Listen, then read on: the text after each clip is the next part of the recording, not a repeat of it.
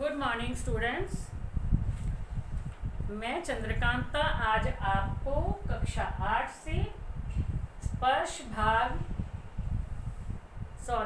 वसंत भाग 3, ठीक है, हिंदी की जो पुस्तक है उसमें से पाठ नंबर 3 बस की यात्रा, उस पाठ के प्रश्न उत्तर मैं आपको समझाऊंगी। जो पाठ के पीछे प्रश्न दिए गए हैं उनके उत्तर मैं आपको समझा रही हूँ।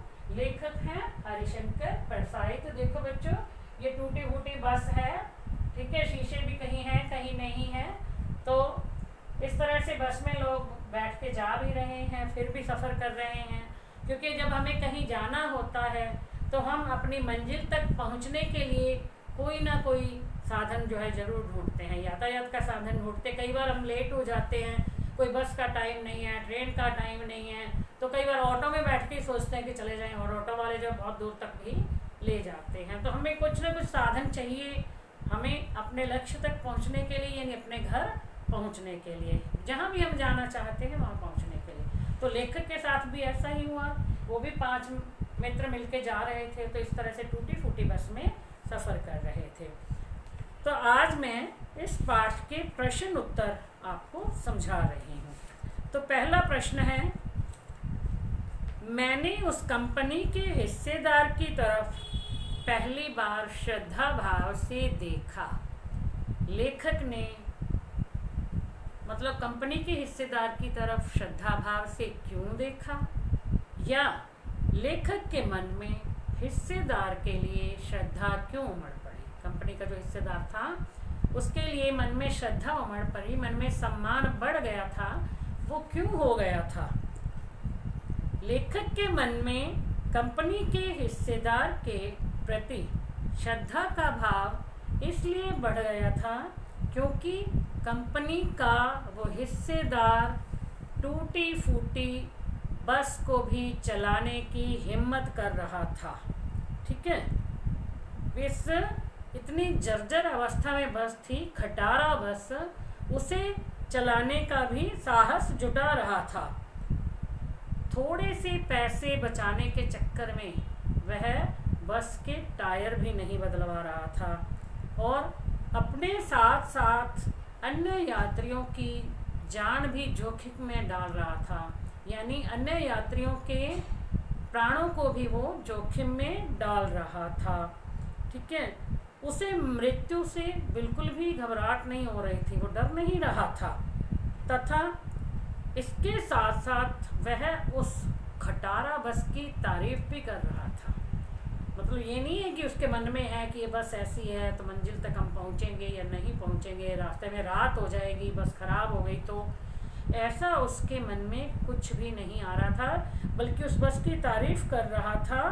मतलब ये बस तो अपने आप चलती है, अभी देखना आप, ये चली जाएगी, ऐसी कोई बात नहीं है, ये बस बिल्कुल ठीक ठाक है। तब लेखक ने जब ये देखा तो उसने मन में सोचा कि इसके मोह की वजह से आत्म बलिदान की जो भावना है वो बहुत कम दिखाई देती है, देखनी दुर्लभ है, कठिन है। मतलब किसी व्यक्ति में ऐसी भावना नहीं होती है कि पैसों के मोह के कारण वे अपने प्राणों का भी बलिदान करते हैं, यानी ऐसी भावना सब में नहीं पाई जाती है। तो इसीलिए जो है लेखक हिस्सेदार के प्रति श्रद्धा भाव व्यक्त कर रहे थे, उनके प्रति श्रद्धा उमड़ रही थी लेखक के मन में। तो अगला प्रश्न है, लोगों ने सलाह दी कि समझदार आदमी इस रात की बस में सफ़र नहीं करते। लोगों ने लेखक को यह सलाह क्यों दी। तो समझदार आदमी इस बस में सफ़र नहीं करते, लोगों ने लेखक से ये कहा था, और यह इसलिए कहा था, यानी यह सलाह इसलिए दी थी क्योंकि बस बड़ी जर्जर अवस्था में थी, बिल्कुल खटारा थी, टूटी फूटी थी, और शाम के समय चल रही है और रास्ते में ख़राब हो गई, तो रात न जाने कहाँ बितानी पड़े, यानी कुछ और भी नुकसान हो सकता था। उनके अनुसार यह बस एक डाकिन की तरह है, डरावनी है, जो सब कुछ कर सकती है, यानी इंसान का सब कुछ ले सकती है, इंसान का सब कुछ ख़त्म कर सकती है। तो इसलिए लोग जो हैं इस बस में सफ़र करने से मना कर रहे थे। तो फिर अगला प्रश्न है, ऐसा जैसे सारी बस इंजन हो और हम इंजन के ऊपर बैठ कर के सफ़र कर रहे हों। लेखक ने ऐसा क्यों कहा था? ऐसा जैसे सारी बस ही इंजन हो और हम इंजन में बैठे सफ़र कर रहे हों। लेखक ने ये पंक्तियाँ बस की जर्जर अवस्था को देख कर की थी। टूटी फूटी बस को जैसे ही लेखक बस में बैठे, बस स्टार्ट हुई तो ऐसे लगने लगा, मतलब शरीर जो है, शरीर में ऐसे झनझनाहट सी होने लगी मानो इंजन के ऊपर ही बैठे हों, यानी हमारी सीट के नीचे ही इंजन हो, इस तरह से लगने लगा। जिस प्रकार से इंजन के पुर्जे हिलना शुरू कर देते हैं ना, बस स्टार्ट होती है तो अंदर जो पुर्जे से होते हैं, जो तारें लगी हैं वो हिलने लगती हैं, उसी तरह से उस बस में बैठे हुए जो यात्री थे वो उन पुर्जों की तरह, इंजन के पुर्जों की तरह हिलने लगे थे। इसलिए लेखक ने ऐसा कहा था जैसे सारी बस ही इंजन हो। तो बच्चों, जब हम बस में बैठ के सफ़र करते हैं तो ड्राइवर के पास वाली सीट पे हम भी बैठे तो बस स्टार्ट होती है तो एक बार तो हमारे शरीर में भी झंझनाहट से होने लगती है और वहाँ पर जो है गर्माहट भी बहुत होती है, लेकिन वो सिर्फ ड्राइवर के पास वाली 1-2 सीटों पर होता है, बाकी की बस में ऐसा नहीं होता। लेकिन ये बस जो थी ये इतनी खटारा बस थी कि इसमें पूरी बस में ही ऐसा लग रहा था जैसे कि हम इंजन के ऊपर ही बैठे हैं। फिर अगला प्रश्न, गजब हो गया, ऐसी बस अपने आप चलती है। यह सुनकर लेखक को हैरानी क्यों हुई? लेखक ने पूछा ना कंपनी के हिस्सेदार साहब से, बस के जो हिस्सेदार, जिसका हिस्सा था बस के मालिक से, कि क्या यह बस चलती है? तो उसने कहा हाँ, यह बस अपने आप चलती है। तो यह सुनकर लेखक को हैरानी क्यों हुई? क्योंकि बस की वर्तमान स्थिति को देखकर, ठीक है, इस प्रकार आश्चर्य होना स्वाभाविक ही है। मतलब जैसी बस दिखाई दे रही है टूटी फूटी हुई, बिल्कुल खटारा, उसमें कुछ भी नहीं है और ये कह रहा है कि अपने आप चलती है, तो ये सुनकर आश्चर्य तो होना ही था, क्योंकि देखने से तो ऐसा लग ही नहीं रहा था कि ये बस चलती भी होगी और ये अपने आप चलने के लिए कह रहा है। इसलिए लेखक को हैरानी हुई थी।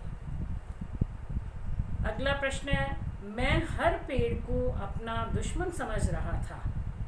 लेखक पेड़ों को अपना दुश्मन क्यों समझ रहा था? ठीक है, हर बात में, हर प्रश्न के उत्तर में आपको 2 पंक्तियां तो याद रखनी है कि बस जो है जर्जर अवस्था में थी, बस बड़ी टूटी फूटी थी, खटारा थी, ठीक है, उसमें उसके टायर खराब थे, इंजन खराब था, ब्रेक खराब थे, कुछ भी हो सकता था, ब्रेक फेल हो सकते थे, ठीक है, मतलब कुछ भी हो सकता था उस बस में, इतनी मतलब खटारा बस थी। तो इस जर्जर अवस्था से लेखक को ऐसा लग रहा था कि जैसे बस के ब्रेक फेल हो जाएंगे, ठीक है, मतलब ब्रेक फेल हो सकते हैं या उसका स्टीयरिंग भी टूट सकता है। अब स्टीयरिंग टूट जाएगा या ब्रेक फेल हो जाएंगे, तो सोच ही रहे हैं ना, तो उसके बाद क्या होगा? अब रास्ते में कोई भी पेड़ आया तो ऐसे मन में आता था यदि ब्रेक फेल हो गया तो बस पेड़ से जाके टकरा जाएगी, बस पेड़ से टकराएगी तो कुछ भी हो सकता है।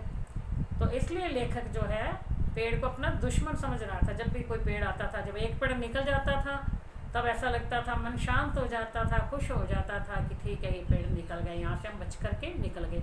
लेकिन तभी दूसरा पेड़ आ जाता था, फिर लगता था यदि इसमें हो गई, लग गई तो बस का क्या होगा, फिर तो हमारा कुछ भी नहीं बचेगा। इसलिए लेखक रास्ते में आने वाले हर पेड़ को अपना दुश्मन समझ रहे थे। तो बच्चों, ये थे इसके प्रश्न उत्तर।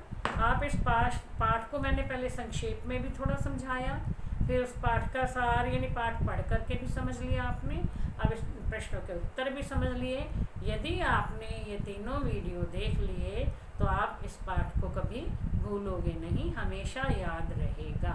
तो इसलिए आप ध्यान से इसे देखना और समझने का प्रयास करें।